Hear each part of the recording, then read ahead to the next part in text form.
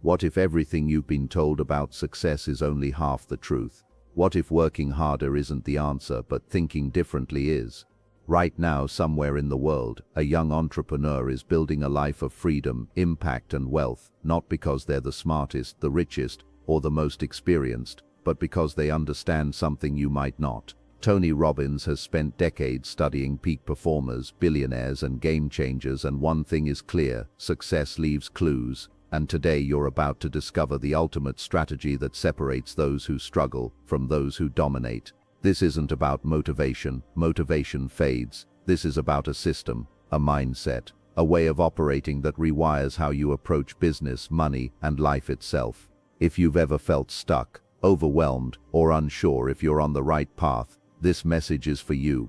Because by the end of this video, you won't just feel inspired, you'll have a blueprint, a strategy you can apply immediately to accelerate your growth as a young entrepreneur. So stay with me until the very end, because the last lesson might completely change the way you see success forever. Lesson 1. Clarity is power. The foundational mistake most aspiring entrepreneurs make is mistaking movement for progress. They dive headfirst into the grind, assuming that sheer effort will eventually lead to a destination they haven't yet defined. However, success is not a happy accident. It is a calculated arrival at a predetermined port. Without clarity, your energy is like a light bulb, scattered and diffuse, providing a soft glow but little heat.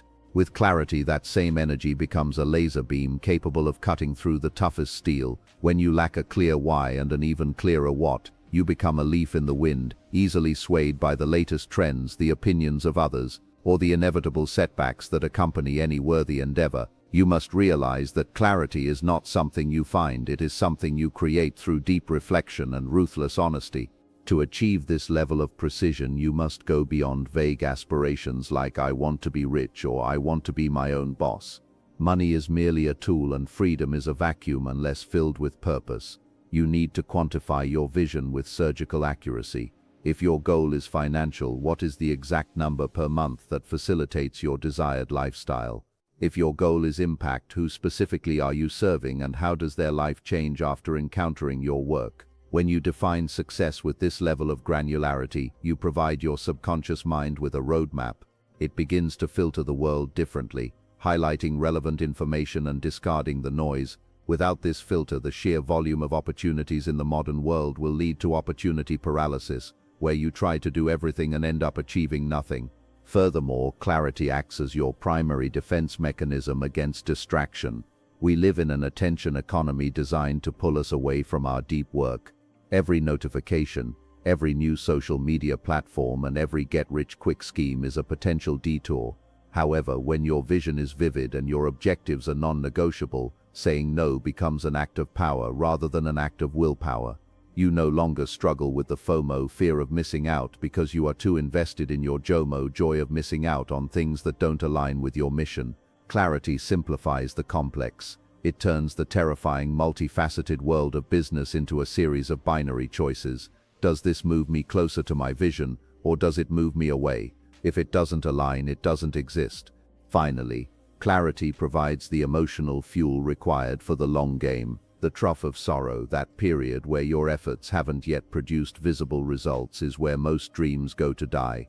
During these times, the only thing that keeps you from quitting is a crystal clear image of the future you are building. You aren't just working for a paycheck. You are working to manifest a reality that currently only exists in your mind.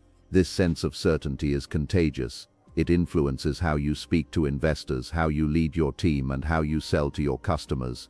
People are naturally drawn to those who know where they are going. By mastering Lesson 1, you stop being a wandering generality and start becoming a meaningful specific.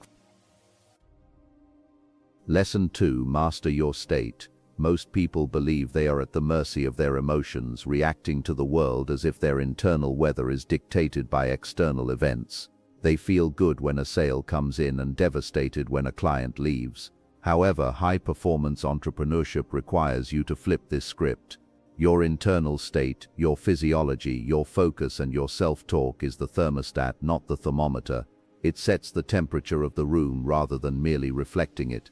If you allow your productivity to be dictated by how you feel on any given Tuesday, you have already lost.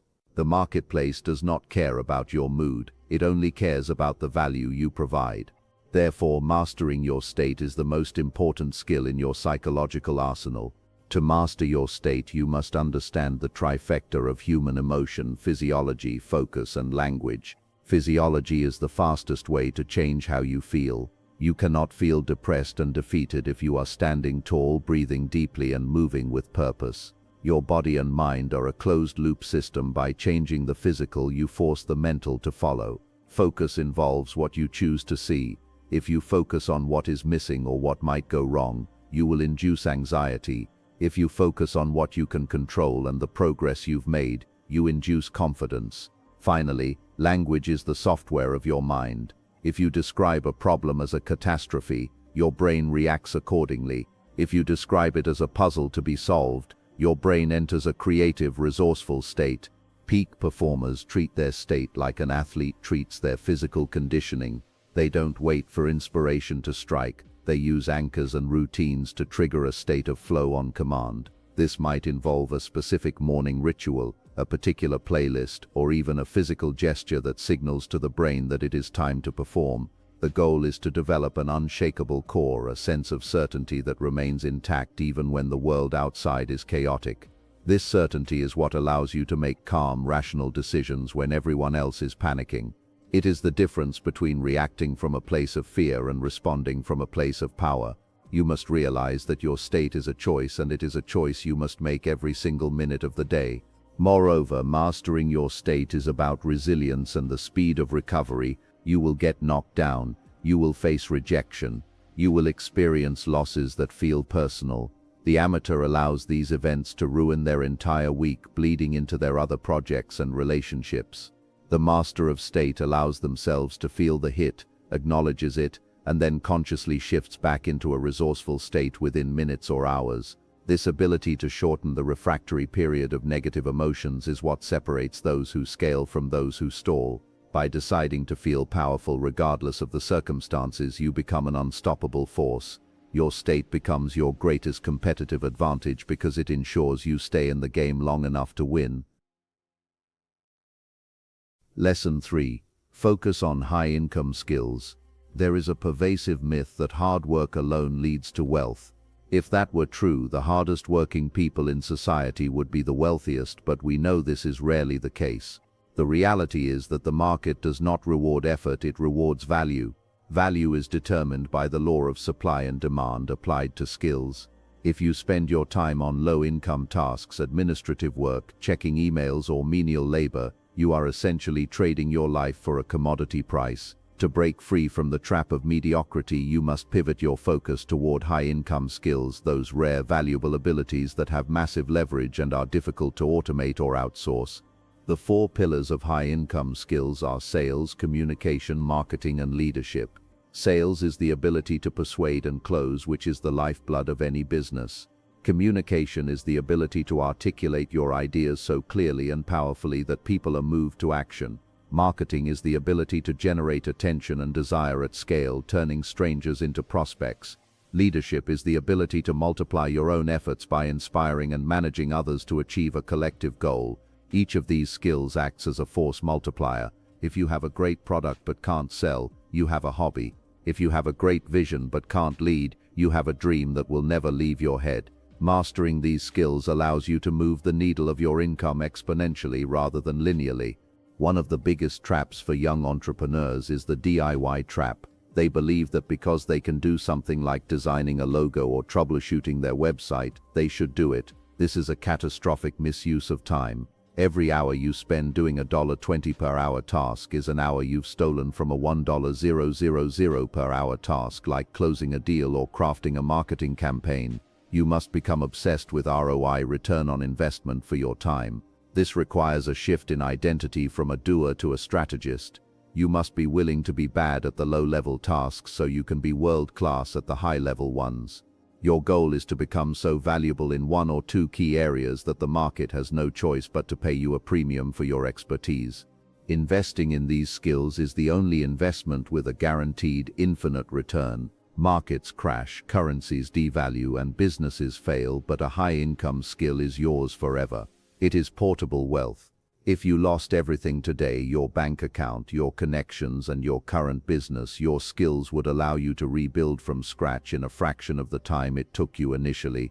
This creates a deep-seated sense of security that no government or employer can provide. Instead of seeking a safe job, you seek safe skills. By focusing on moving the needle through high-leverage activities, you stop competing on price and start competing on value. You become a person of influence, and in the modern economy, influence is the ultimate currency. Lesson 4. Take massive imperfect action. The most common form of procrastination is disguised as research or planning. We tell ourselves we need to read one more book, attend one more seminar, or tweak the website one more time before we launch. This is a subtle form of fear, the fear of being judged, the fear of failing, and the fear of realizing our idea might not be as good as we hoped. But the harsh truth is that the world doesn't pay you for what you know, it pays you for what you do.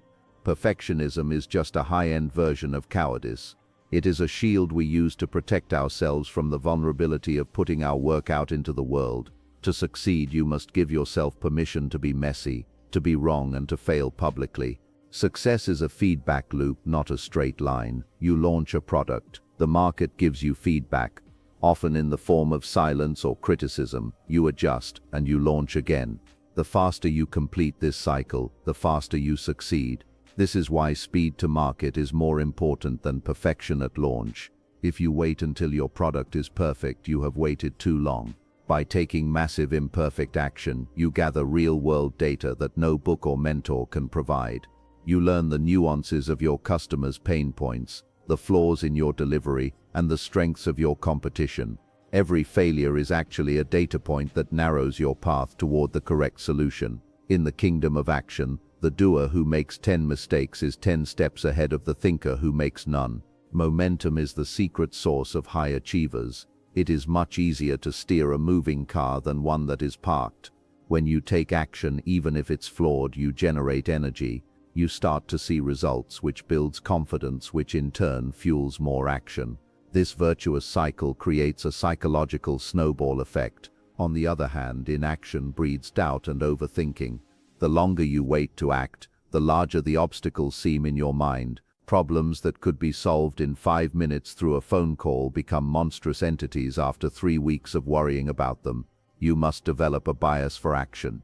When an idea strikes that aligns with your clarity, Lesson 1. Move on it immediately. Don't give your brain the time to talk you out of it. Finally, you must realize that imperfect action doesn't mean careless action. It means prioritizing progress over polish. It means shipping the minimum viable product and iterating based on reality. The most successful companies in the world, from Amazon to Google, are in a constant state of beta testing. They are always launching, always failing on a small scale, and always improving. If you want to join the ranks of the elite, you must adopt this mindset. Stop waiting for the stars to align. They will only align once you start walking. Your mistakes are the tuition you pay for your business education. Embrace the mess, celebrate the lessons, and keep moving at a pace that makes the competition uncomfortable. Speed is the ultimate weapon. Lesson 5. Build a strong environment. The concept of the self-made man is a myth. No one achieves greatness in a vacuum. We are all products of the environments we inhabit and the people we allow into our inner circle. Your environment is like a current in a river. If the current is moving toward success, you will reach your destination with minimal effort. If the current is moving toward mediocrity or negativity, you will have to swim twice as hard just to stay in the same place. Most people are completely unconscious of how their surroundings are shaping their thoughts, their standards, and their bank accounts.